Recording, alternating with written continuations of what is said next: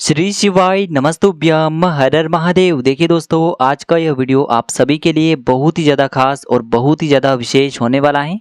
देखिए दोस्तों, हम सभी जानते हैं कि कल दिनांक 22 अप्रैल को सोमवार के दिन चैत्र मास के शुक्ल पक्ष की चतुर्दशी तिथि का दिन है। और आप सभी जानते हैं कि सोमवार का दिन हमारे महादेव को समर्पित होता है और साथ ही साथ चतुर्दशी की तिथि भी हमारे महादेव को ही समर्पित होती है। इसीलिए आपको इस महासंयोग में पूज्य गुरुजी द्वारा बताए गए चावल के दानों से और बेलपत्र से एक ऐसा अचूक उपाय करना है जो आपके व्यापार के लिए है, जो आपकी नौकरी के लिए है, जो आपके धन धान्य के भंडार को बढ़ाने वाले हैं, जो आपके बच्चों की तरक्की के लिए हैं, उनके हर कार्य में सफलता प्राप्ति के लिए हैं। साथ ही साथ आपके घर में ऐसा कोई भी व्यक्ति है जो गलत मार्ग पर चल रहा है, गलत संगत में जा रहा है, तो उसके लिए आप यह उपाय कर सकते हैं। पूज्य गुरु जी का यह उपाय यदि आप इस सोमवार के महासंयोग में कर लेते हैं तो आपके हर प्रकार के संकटों का अंत होता है और आपको भी अपने जीवन में धन संपदा की प्राप्ति होती है। देखिए दोस्तों, पूज्य गुरुदेव की ही कथा को सुन करके और समझ करके ही आपको समझाने का पूरा प्रयास करेंगे, लेकिन उससे पहले वीडियो को लाइक करें, चैनल को सब्सक्राइब करें और कमेंट में श्री शिवाय नमस्तुभ्यम या फिर ओम नमः शिवाय जरूर लिखें।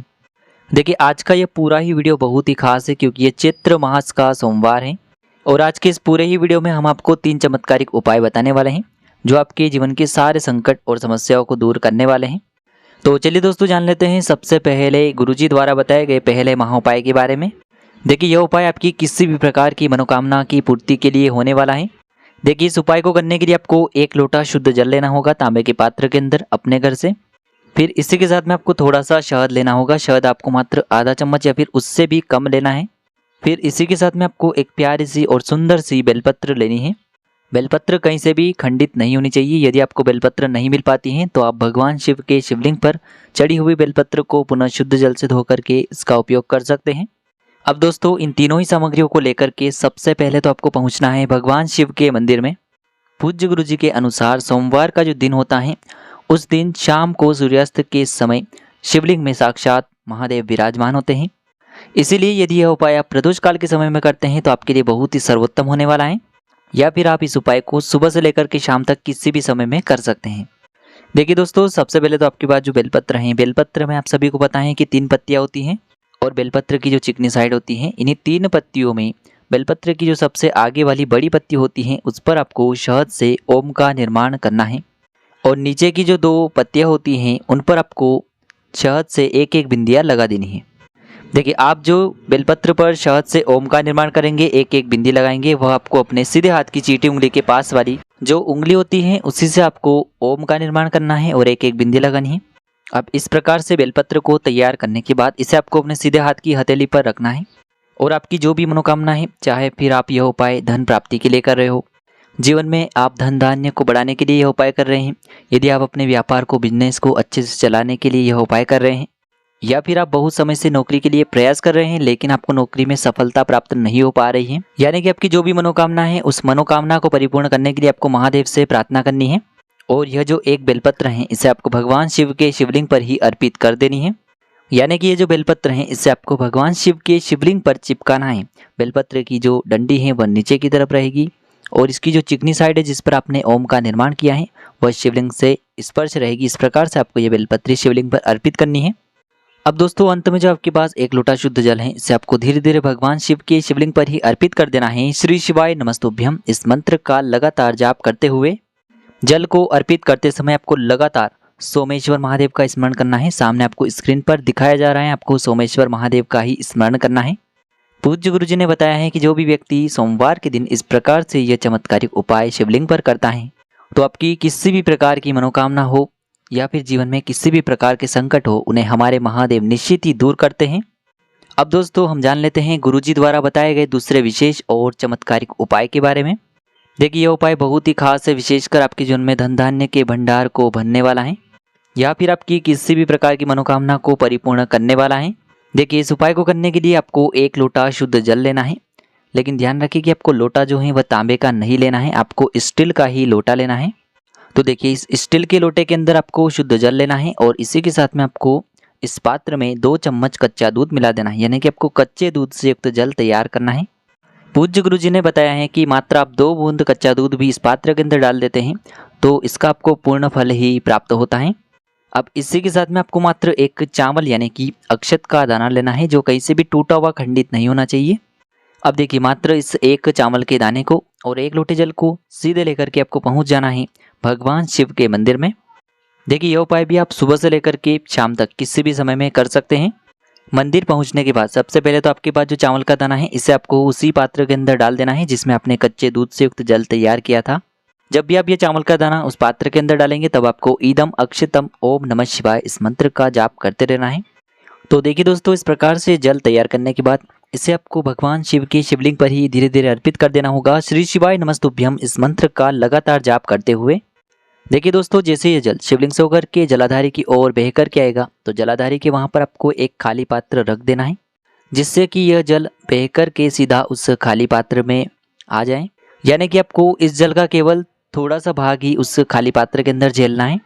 देखिए आप स्टील की कटोरी भी रख सकते हैं, स्टील का गिलास भी रख सकते हैं। अब देखिए दोस्तों, जो आपने जल झेला था खाली पात्र के अंदर, इसे सीधे लेकर के आपको पहुंच जाना है आपके आसपास जो भी बेलपत्र का वृक्ष है वहां पर। देखिए यह उपाय इसीलिए खास हो जाता है क्योंकि सोमवार के दिन जब भी हम बेलपत्र के वृक्ष के नीचे किसी भी प्रकार का पूजन करते हैं तो इससे हमें शिव और शक्ति दोनों की कृपा एक साथ प्राप्त होती है। क्योंकि सोमवार के दिन बेलपत्र के वृक्ष में साक्षात महालक्ष्मी का निवास होता है और बेलपत्र का जो वृक्ष है वह माता पार्वती के अश्रुओं से उत्पन्न हुआ है। इसीलिए हम बेलपत्र के वृक्ष के नीचे कोई भी उपाय करते हैं तो इससे महादेव अतिशीघ्रता से प्रसन्न हो जाते हैं। देखिए जो आपने जल एकत्र किया था इसे आपको बेलपत्र के वृक्ष की जड़ में ही अर्पित कर देना है और आपको लगातार ओम नमः शिवाय या फिर श्री शिवाय नमस्तुभ्यम इस मंत्र का जाप करते रहना है। फिर आपको बेलपत्र के वृक्ष के वहां पर माता पार्वती से भी प्रार्थना कर लेनी है। जो मनोकामना आपने शिवलिंग के वहां पर बोली थी उसी मनोकामना को आपको बेलपत्र के वृक्ष के नीचे भी बोलना है। बस आपको एक विशेष बात का ध्यान रखना है कि यह जो उपाय है आपको सूर्यास्त से पहले ही कर लेना है, क्योंकि सूर्यास्त के बाद हम किसी भी वृक्ष में जल अर्पित नहीं करते हैं। पूज्य गुरु जी ने बताया है कि यदि इस विशेष सोमवार में हम शिव और शक्ति का यह चमत्कारिक उपाय करते हैं तो इससे हमें एक साथ महादेव और माता पार्वती की कृपा प्राप्त होती है। इसीलिए आपको इस विशेष उपाय को सोमवार के दिन करने से नहीं चूकना है। अब दोस्तों हम जान लेते हैं गुरु जी द्वारा बताए गए तीसरे विशेष और अंतिम उपाय के बारे में। देखिए इस उपाय के लिए आपको मात्र 1 लोटा शुद्ध जल ले लेना है तांबे के पात्र के अंदर। इसी के साथ में आपको मात्र थोड़ा सा शुद्ध घी लेना होगा। घी यदि आपको गौमाता का प्राप्त हो जाता है तो यह आपके उपाय के लिए और अधिक सर्वोत्तम होता है। तो इस प्रकार से आपको मात्र थोड़ा सा शुद्ध घी लेना है। अब मात्र इन दोनों ही सामग्रियों को लेकर के सीधे आपको पहुंच जाना है भगवान शिव के मंदिर में। गुरुजी ने बताया है कि यह जो उपाय है आप सुबह से लेकर के शाम तक किसी भी समय में कर सकते हैं। देखिए शिवालय पहुंचने के बाद आप जो अपने साथ घी लेकर के आए हैं इसे आपको अपने सीधे हाथ की चीटी उंगली के पास वाली जो उंगली होती है अनामिका उंगली उसमें लेना है और इसी उंगली से आपको शिवलिंग पर जहाँ माता शुक सुंदरी का स्थान होता है वहाँ पर आपको अच्छे से इस घी का लेपन कर देना है। सामने आपको दिखाया जा रहा है इसी प्रकार से आपको जलाधारी के जो बिल्कुल बीच में स्थान होता है माता शुक सुंदरी वाला, उसी स्थान पर आपको अच्छे से इस घी का लेपन कर देना है।